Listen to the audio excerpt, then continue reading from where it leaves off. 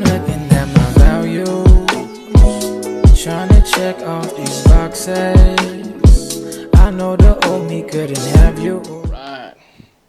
Welcome to Right Here, Right Now podcast. I'm your host, Demir Wright, and each week we dive deep into powerful stories, techniques, and insights to help you heal right here and right now. And right now we have a special guest, a man who gets other men to the promised land when it comes down to the ladies, somebody who instills confidence in men and allows them the opportunity to reach their dream girl. Without further ado, Alan Woods. What's up, man?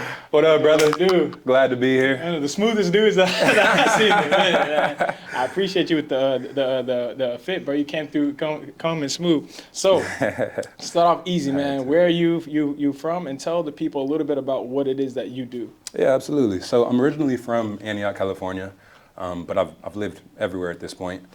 And I've went through many lives in my life, but at this point, what I focus on with my day-to-day, business side of things, just coaching guys on how to get their dream girl.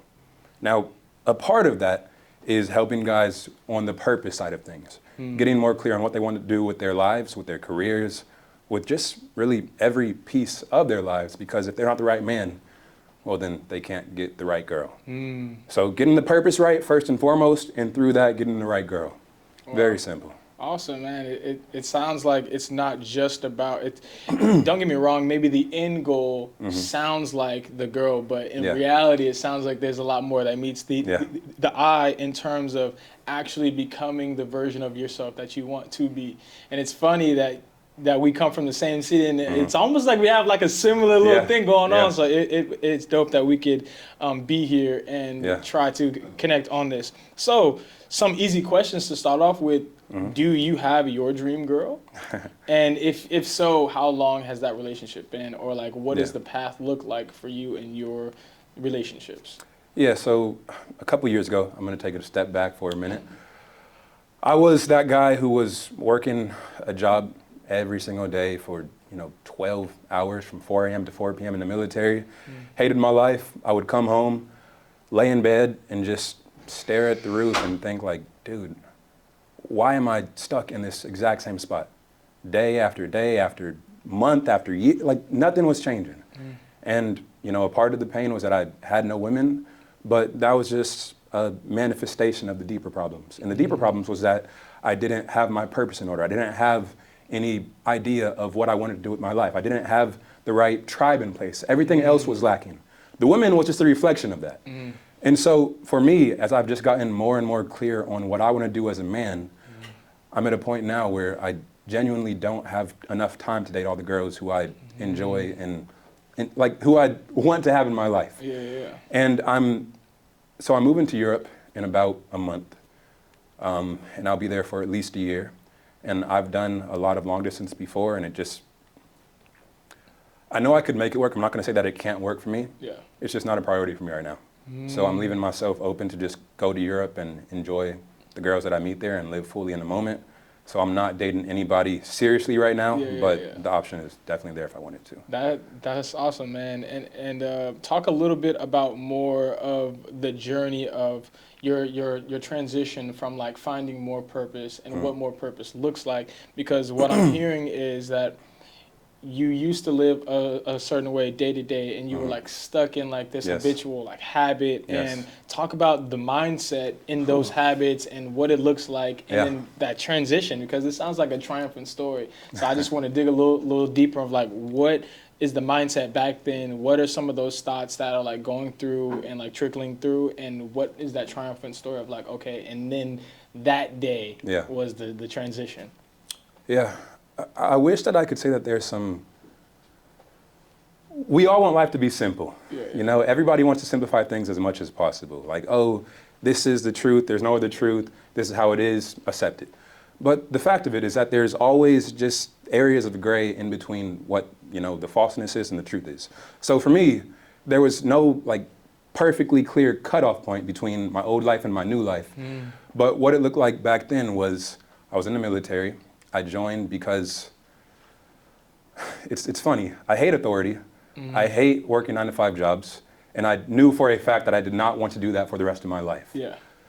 But I had to enter the beast to stay away from the beast. And what I mean by that is that for me, I had the end goal of building my own business and living a free life away from the 9-to-5 world and just having complete control over my life in every single aspect. And I knew that joining the military would allow me to, they would pay for my food, my housing, my health, everything. And that would allow me to just take risks that I couldn't have otherwise taken in business.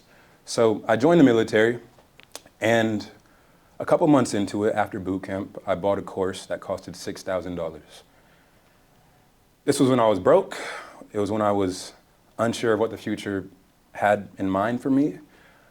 But I knew that I wasn't satisfied with my life at the time. Again, I was coming home after 12 hours of work every day, and I would just, I would watch porn. I would scroll on my phone through social media. I would go get drunk with my friends. It was just constant escapism after escapism after escapism. There was no substance. It was just escape. And, I was terrified about making that investment in that course, but I asked myself the question, if nothing changes, where will I be in a year? Where will I be in 2 years, in 5 years, in 10 years? And for me, the answer was very simple. I would be in the same exact military, in the same exact bed, hating the same exact lifestyle, still having the same exact lack of women, and just hating every area of my life. And, the other question was, okay, how can this, what happens if I do make this jump, this leap of faith? And I didn't really know the answer to that. It was a leap of faith. You never know what's going to happen next. But I did it. And from there, I went through the process of just slowly, doing the work. I would go to work for the military from 4 a.m. to 4 p.m. I would come home, study the course for a couple of hours, do some cold calls, try to get my first clients. It was a marketing agency. That was what the business was. Okay. But I bought that course back in December of 2018.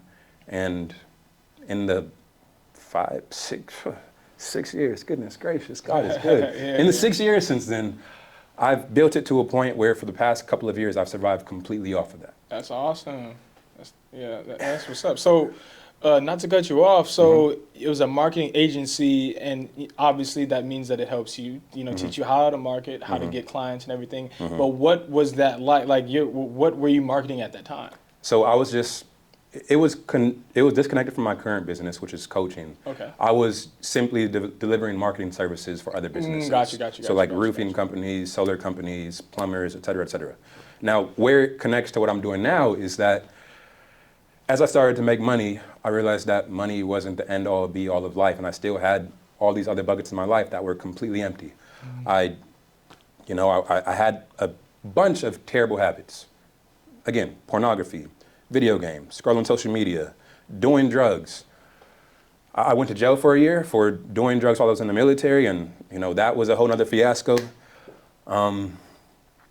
So long story short, through that process of slowly building my business, I just realized that I was not fixed yet. I had issues. And I think that any business, it's a good mirror. It always points back at you and just shows you what you're doing wrong. And, through that, I just started to work on myself more and more, my fitness, my health, my habits, my tribe, my community, hold more responsibility in my family. And as I did that, I started to see that money, which I was getting through the marketing agency, wasn't truly fulfilling. It was fun, it was good. I was surviving, but I wanted to start to help men to fix the issues that had held me back for years, which again was pornography, video games, social media, eating bad foods, not having a full life, struggling with women, and that's what I do now. Yeah, that's awesome, man, and I appreciate you being so open about some things. And speaking about being open, I actually want to ask you some deeper questions in the rooting of yourself, how you've overcame certain things, and I want to talk about some of those processes and what do you think it holds back. So, for instance, let's talk about. Let's go straight into the belly of the Why beast. not? All right, Why so not? when it comes down to pornography, what do you think that may change in the brain chemistry of a man who Man. watches it enough to it to be like a habit, Yeah. and then him trying to transition into like, maybe trying to be into the dating world. What do you think? Like, how could that possibly taint or stop you from being the best version of you? Like, I have my own gripes with, using to watch it and like going completely cold turkey for so long that I just see the differences in myself. But for you, what do you think those differences are, and how, if stopping, what could that help with? Yeah. So I'll break that up into two different areas. First is for me personally, and then secondly is like the science of it, like the data. But first for me, in my own life, when I was watching porn every day, every night, I mean, I would just feel empty. I wouldn't feel that masculine fire to just go out there and conquer in life. And like, I wasn't fully attacking life in any area, whether we looked at my fitness, I was in the gym and I was there, but I wasn't really there. I wasn't going crazy. I didn't have that psycho, like, attack energy. That didn't exist. That David Goggins. Yes. Yeah. Every man has that to greater or lesser degrees. But when we are constantly dissipating our life force, well, then we're not going to be able to push that out into the world, So that's one area, I just don't attack in any. Let's take a step back. Because it applies to fitness, it applies to health, it applies to your friendships, it applies to every area of life. But I think that if we were to make it as simple as possible, it just softens you in every area. You're being a fragmentation, a shadow of what you could be. Because tying it back into the science, well, when we look at the dopaminergic systems in the brain, so dopamine is a molecule of motivation and pursuit in the world. And so how it works is that we have a baseline level of dopamine, and if we have a healthy level of dopamine, well, then we'll be more motivated to go out there and pursue things, whether that be food, whether it be sex, whether it be, putting ourselves into a higher paying career. It is the molecule of motivation. Now, the issue is that when we do drugs or, activities that release a high level of dopamine, well, that just gives us a high spike of dopamine, and then afterwards, we don't go back to baseline, we go below baseline. And so the thing about this habitual use of pornography and this habitual use of escapism, really, is that we consistently have these peaks and these crashes, and these peaks and these crashes. And after you watch porn, it takes about 2 to 3 days for your dopamine levels to get back to a normal baseline. Wow. So for those next 2 to 3 days, well, you're not as motivated, whether that be socially, whether that be in fitness, whether that be in any area of life. And you're less motivated to go talk to people or to, again, you just dole yourself. You're choosing to grab the poison off the table and inject it into yourself. Yeah. And so that's how I perceive it, and that's also what the scientific literature says about it. Wow, that was a crazy aha moment to hear how long it takes for you to get back to like who you are. Yeah. And what does it feel like to be like consistently not doing it, consistently getting back to that power? What does that power look like? You know what I mean? Because it's awesome how it sounds like you've taken your career and you've put yourself in a situation where it's like, hey, yo, I used to be here. I know how to bring you to where I am now. Yeah. So what is that power feel like? You know what I mean? Like to your clients who are getting the results, what is that power look like in your life, and how does that power transform in other people's lives as well? It's a beautiful question. Yeah. And it's a beautiful life. Top of the dome. And the simplest way to put it is that it's a real life. It's a real life. Like when you're here, you're fully present. Your mind isn't cluttered. Your mind isn't foggy. You can actually think. You can actually focus. And it's all, again, because you have a healthy neural network. And for me personally, I have my fire back in the gym. I have my fire back in business. I have my fire back when it comes to women. I'm not afraid to approach women.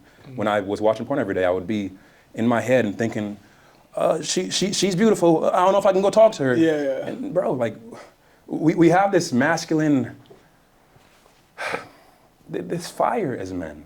And when we are choosing to just put water on it every day, then we're gonna see ourselves dampen in every area of life. And so again, identifying a single area where it just changes everything. No, it changes everything in every area. Yeah, like it's not just one thing, it encompasses all of life. And I think that a part of the battle sometimes is that men think that they're missing out on something and that they're just like, oh, I have to watch it. I can't stop watching it. And the fact of the matter is that you can stop watching it and you feel better within like that. Nah, literally. I've definitely seen people transition completely their mindset, the way that they speak, the confidence in which they walk. I think getting away from things that dull you and that you consistently do that you know is bad for you, but that you do it anyway. Yeah. I feel like there's complete transformation. I've seen it in my own life. I've Yeah. seen it in some of my clients' lives, and it's been amazing. Yeah. Going back on another thing that you said social media. I think it is such an interesting question.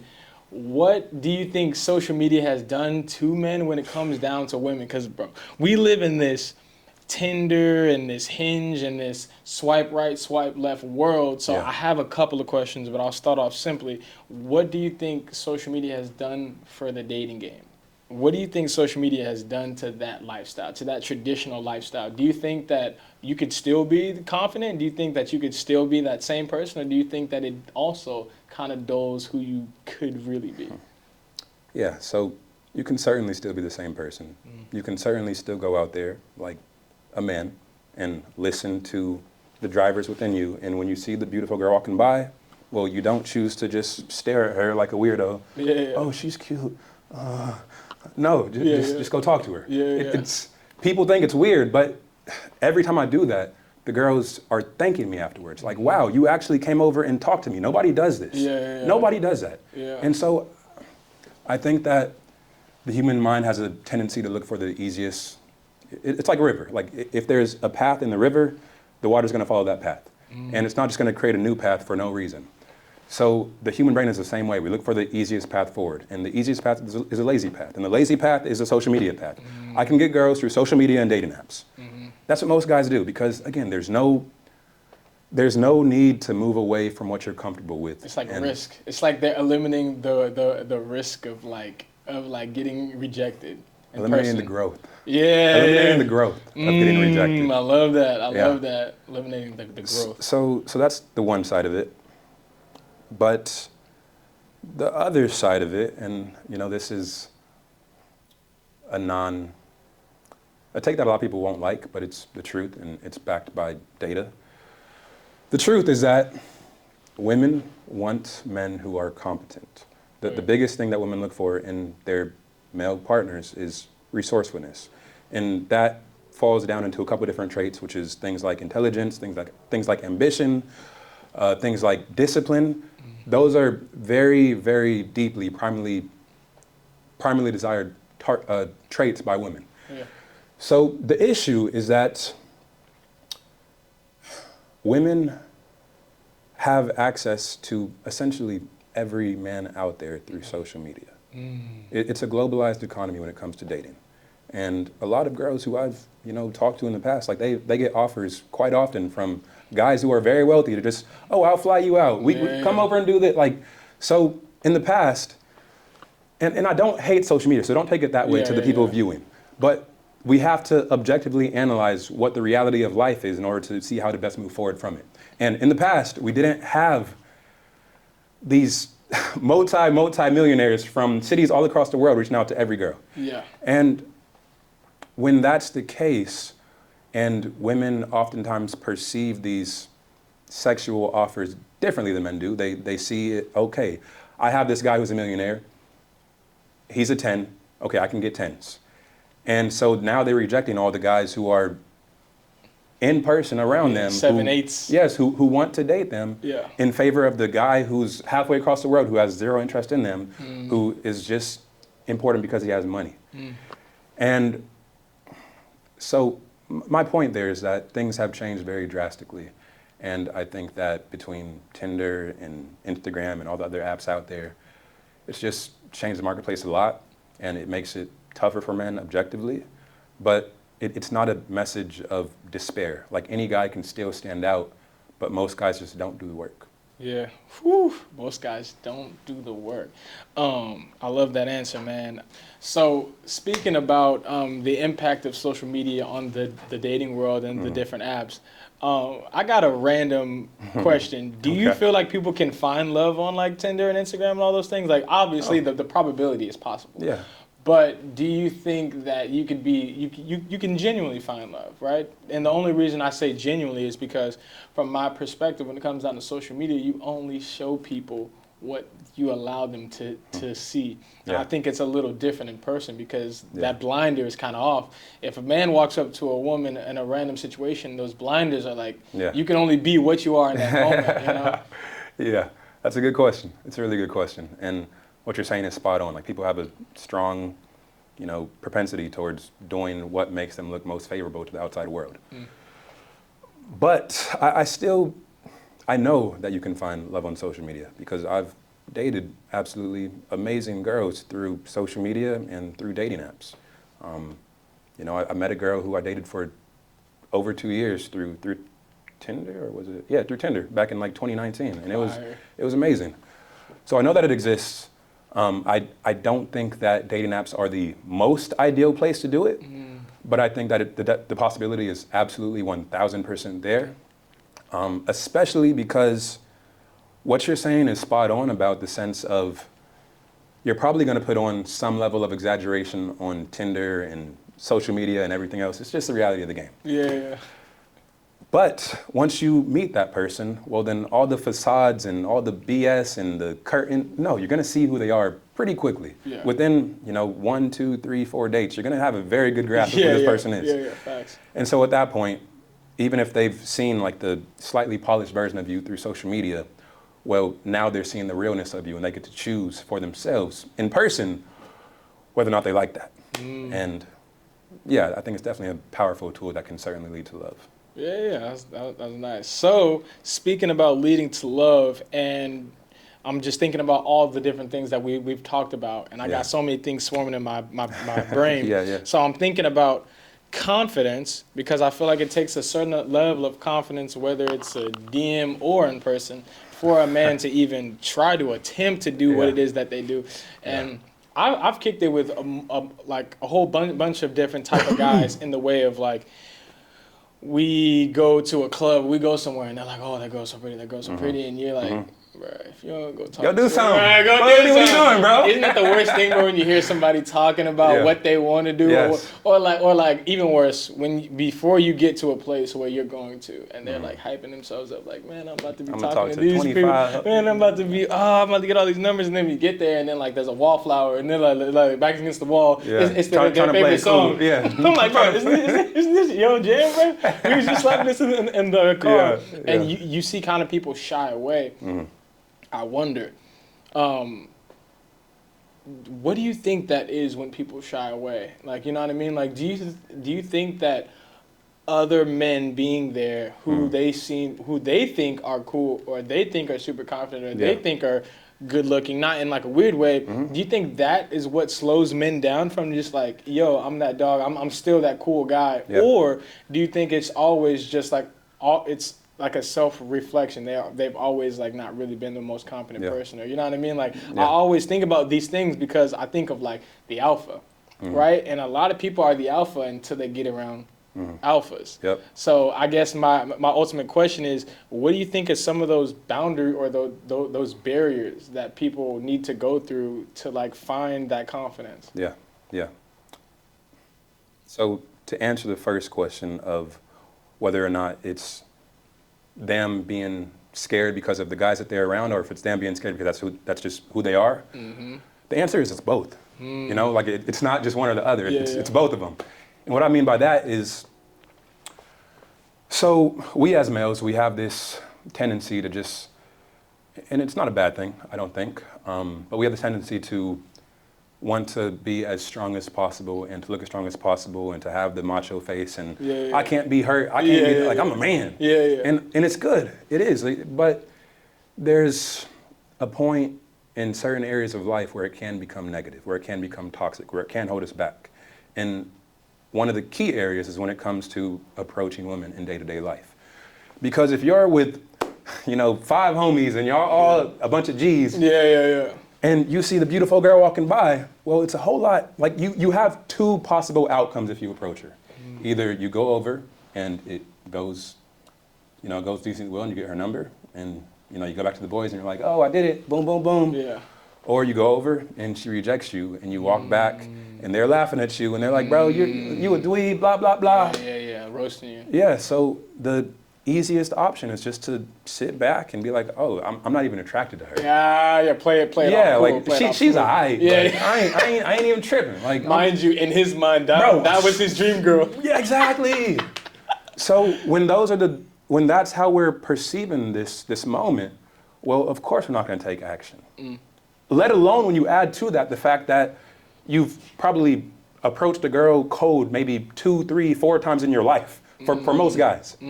And so when you combine those two, yeah, he's for sure going to sit on the sidelines and just stare and think. And so the way to get around this when it comes to like being out in public with your friends and things along those lines is to have these conversations and to kind of let the walls down a little bit. And I hate, like, this word is taboo nowadays, but be a little bit vulnerable and be like, bro, we all get rejected sometimes. But let's talk openly about this. The fact that you're going out there and you're actually talking to women and listening to that masculine drive within you and choosing to walk towards the fear, choosing to walk towards the growth rather than just hiding. I don't care if you get rejected. I don't care if anybody gets rejected. Me seeing that as a man, I have respect for you. And if the boys had these conversations more openly, well then now talking to that girl and having that chance to fail isn't seen as a bad thing when you come back. Like, you should be going back to a tribe who's like, exactly, because you miss 100% of the shots that you don't take. Yes. And it's crazy how people come back to their quote unquote tribe to get like dogged out and roasted. And it's like, don't get me wrong, roasting is a part of the culture. Great. It's hilarious. Yeah, it's good. But when it comes down to things that are actually trying to build you up, exactly, a lot of tribes or homies don't really know that they're the main ones tearing down their bros. They're the main ones who are instilling this weak men's mentality. Absolutely. And it's interesting because those people who are tearing them down are the same people who aren't shooting their shot. Precisely. The same people who aren't even making it happen for themselves. Yes. I got a funny question. Do you think that women should shoot their shot, or do you think they should leave that up to the man and that it's a little masculine for a woman to shoot a shot? Like if a beautiful girl sees the man of her dreams, she's like, hey, yo, this is him. Yeah. Should she just make herself seem available, how girls do, with the little eyes and the little this to try to give hints? Or like, would you think like, you know what I mean? Why wouldn't you shoot a shot? Shoot a shot. Like all answers, it's nuance. Yeah. So the first part is, so if she's interested in him and he's the right man who has traits that women look for, things like decisiveness and ambition, and he's a strong dude. Well, for her as a woman, if she walks over and she's looking at him and she's like just orbiting in his area and making it clear that she's available and that she's interested and batting her eyes and flipping her hair. It's on him. Yeah, he as a man should be able to recognize, and if I'm a woman and I know that I have shown this man enough interest to let him know that I'm ready. Like, come, talk to me. Say something. And he doesn't do it. Well, then I have no desire to be with him anyways, no matter how physically attractive he is, because he doesn't have the traits that are going to benefit a future family or a future relationship. He's weak. And so I hate to put it that way in the idea of weakness, but like when you look back at history, like our forefathers, our ancestors, they were out fighting battles. They were crossing the ocean. And now we're afraid to talk to a girl? That's weak. How else can we frame it? Man, that's deep. That's deep. That's deep, man. That's deep. And it's like, but a lot of people though, it's like, how do they get this strength? I mean, like, their dad was weak, you know what I'm saying? Their dad may have been weak too, you know what I mean? It's like, if no one is showing you how to be this person, and we live in this generation that we can hide behind the screen and swipe, and if she says yes, she says no, no one else is gonna know, because the only people who I talk to are the people in my close circle. It's like, where do you find this mentality, you feel me, that you've never been seeing? And I think that's kind of the generation that we live in, because it's crazy to think that the girls who are beautiful are also the ones who are shocked that people are coming up. And I'm talking about, I've seen this throughout, like, even since high school. You know what I mean? You could be in close quarters and people are still not saying anything. Even at a party, even at the place and the time and at the bar, and she's next to you. Even at the time where this is the whole reason both of you guys came. Yes, exactly. But if you're at the club, at a bar, or at a social gathering where you're actually supposed to be actively meeting people, there's no other reason of being there. I wonder what musters up in a person, or a man specifically, not to say anything. And it's interesting, and I think I'm very lucky in the sense I was raised by a super, super confident father. He is a little bit overly confident at times, you know what I mean? But it's good enough for me to see what confidence looks like, whether it's false or whether it's true. I don't know if I've seen the most of healthy confidence, but I've seen straight confidence. I've seen a person who thinks that they can talk to any woman in the entire world and boost me up from a young age.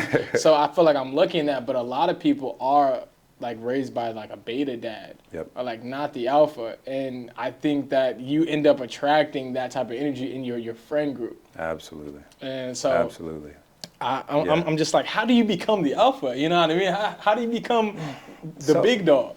So I think that the toughest part is simply making the choice, because so we have this direction we're going in life, our trajectory right now, and it's the law of inertia. Like, it's always easiest to just stay on the same trajectory rather than moving in a new direction.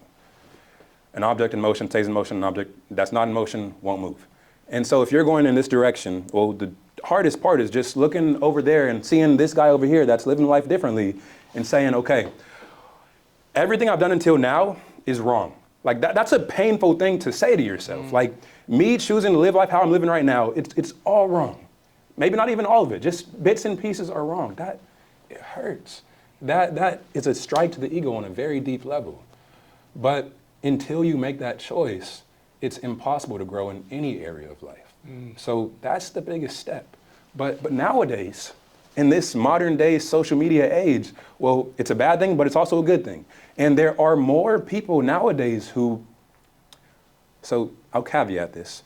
There's a lot of bad influences out there, of course, but there are more publicly available good influences out there that are living the lives that we want to be living, available, that we can all see, than there has ever been in history, ever.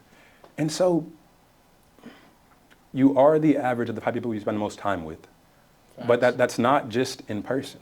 If you're choosing to listen to podcasts, if you're choosing to watch YouTube videos, well, you're spending time with him. This guy is a multimillionaire. He's built all these businesses. He's a world-traveling playboy. He's an expert in all these areas. And he's now your best friend. You're listening to him every single day. And that becomes deeply ingrained in who you are, and you learn and you grow and you develop.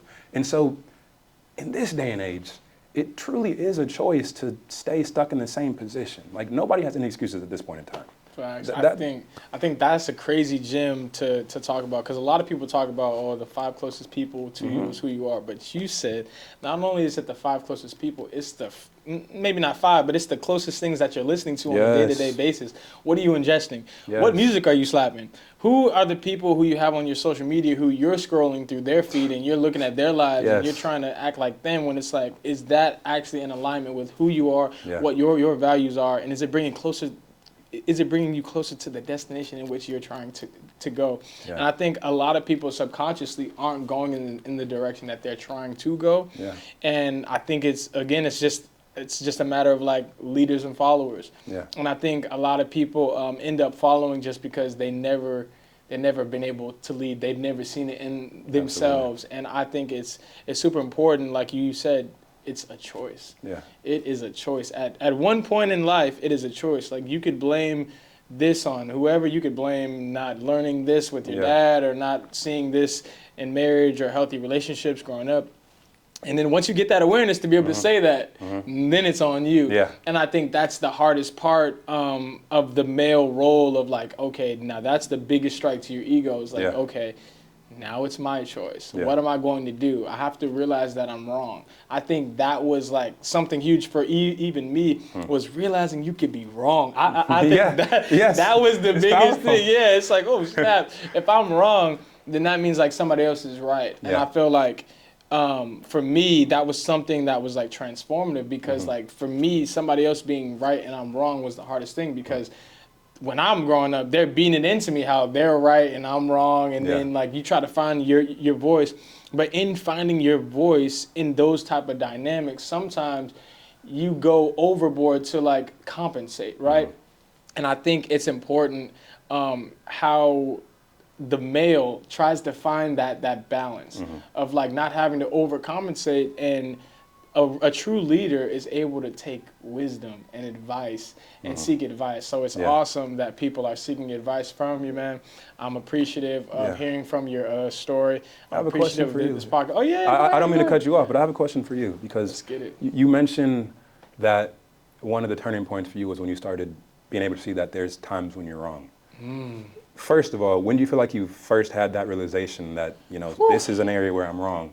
And secondly, like, how do you feel like that impacted things moving forward? That was such a good question. I would say it had to be after high school. It had to be after high school. So I was grown by the time that I realized that I could be wrong. I was a very hard-headed individual, you know what I mean? And I felt like, in a weird way, it actually really helped me. I realized that the person you are yesterday is what helped you get here now. But the person that you need to be to get to tomorrow, that person might have to change. So I feel like the transition, to put it in simple terms for me, was realizing that the old version of myself was awesome, and I had to accept and love that person because it got me to here.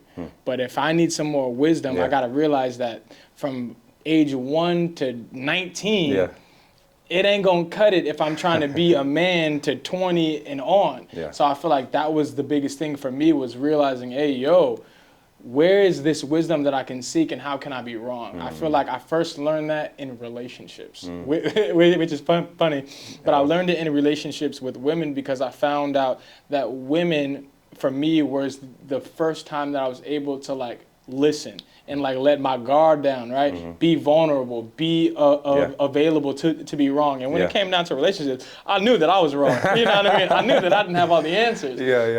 So I feel like once I became present and realizing that I don't have the answers in this small section of life, in relationships and being able to love, I was like, it carries over. Oh, I've been messing up in a lot. I'm wrong here, I'm wrong there. I've been messing up in a lot of areas, man. So yeah, I appreciate you asking that, because like, yeah, man, the realization was that transition was crazy, because I used to think that I had a certain amount of confidence in being wise and making sure that I had calculated answers, making sure that I always felt like I was right, and making sure that I had a point to back up why I was right, even if I was wrong, right? Which is crazy to think about now. Especially when I'm wrong. Yeah, especially when I'm wrong. I got 5 more points just to prove it.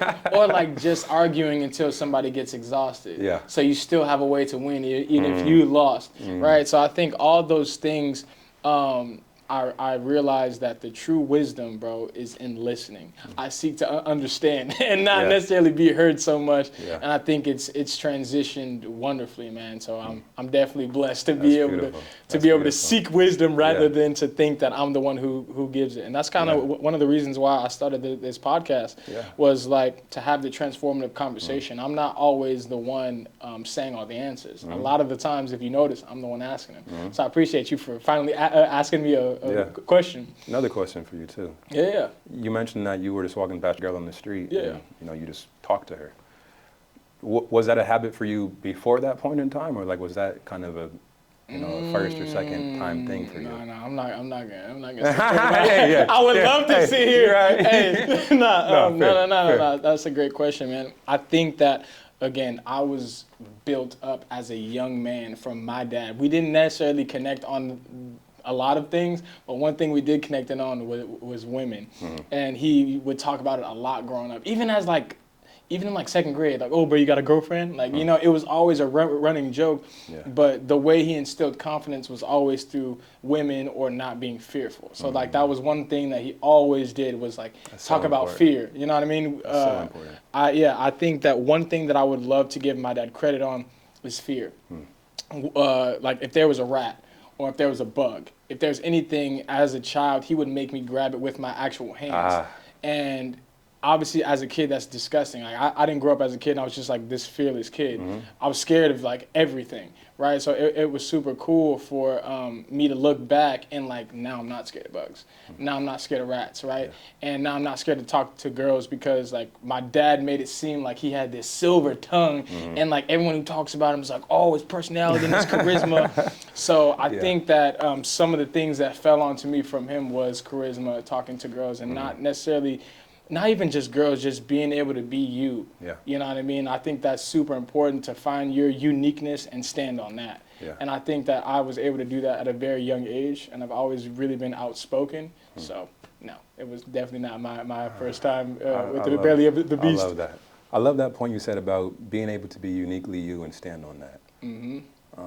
Again, I hate to keep on going back to crack away at social media, but I feel like one of the main things that is problematic about social media is that everybody is just trying to conform to what gets liked, what is, you know, appealing in the eye of the masses, and people are starting to talk more of the same way and dress more the same way and have more of the same exact ideas, and there's just less of that uniqueness and individuality and on an individual level, which pans out to in the masses.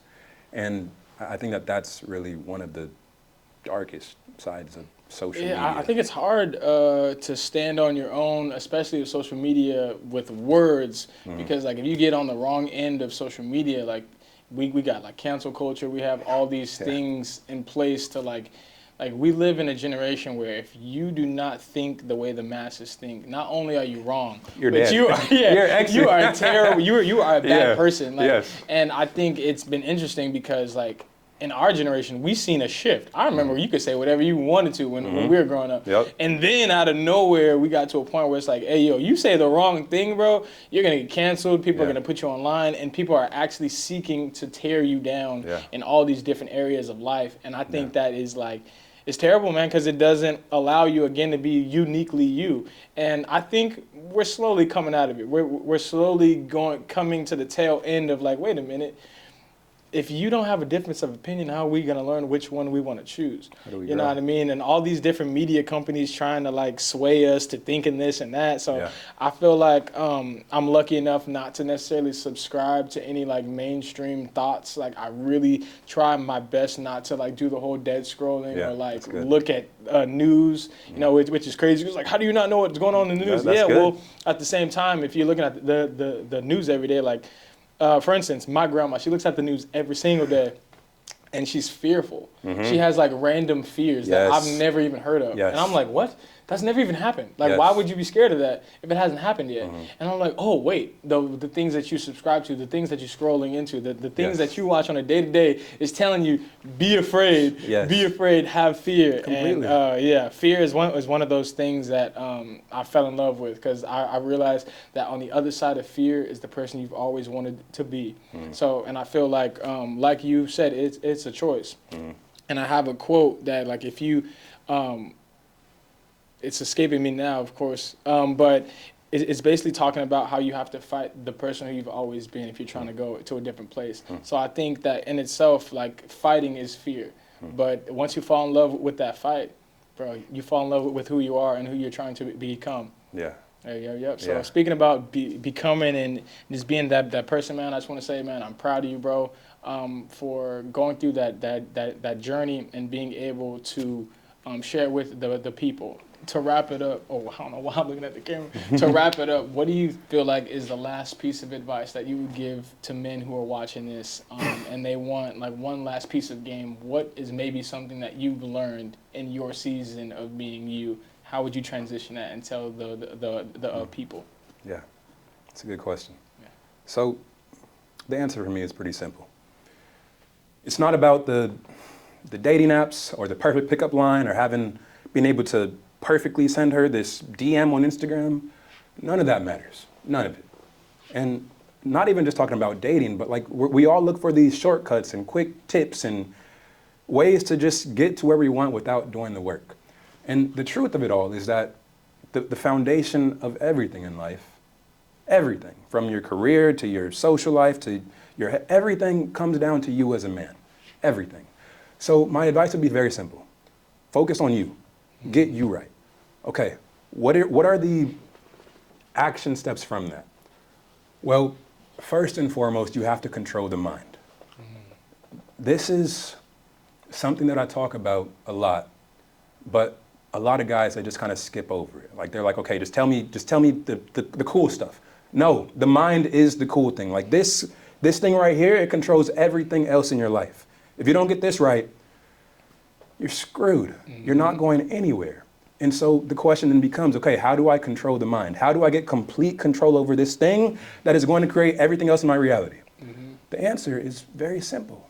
Discipline yourself. And that starts with small things. You can't go from 0 to 100 overnight. Rome wasn't built in a day. It's going to take some time. Start with small things.